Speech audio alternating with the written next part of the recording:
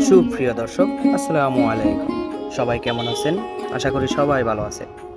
আমি এখন আপনাকে দেখাতে যাচ্ছি আমাদের পুষ্কুনি, সেখানে মাছ ধরা হচ্ছে। আর গ্রাম অঞ্চলে কত সুন্দর, কতভাবে, কত কৌশলে মাছ ধরে থাকে, যারা শহর অঞ্চলে থাকে তারা বুঝতেই পারবে না। আসলে গ্রামের দৃশ্যটা অনেক সুন্দর, গ্রাম দেখতেই ভালো লাগে। আর অসাধারণ সবচেয়ে যারা জেলে, যারা মাছ ধরে, তারা তো আরো অনেক বলার মতো না। তবে আমরা আশা করি আজকে আপনাদেরকে দেখাবো যে বড় পুকুরটা জাল টেনে কি কি মাছ পাওয়া যায় সেটাই আপনাকে দেখাবো। তবে চলুন আপনারা দেখতে থাকেন।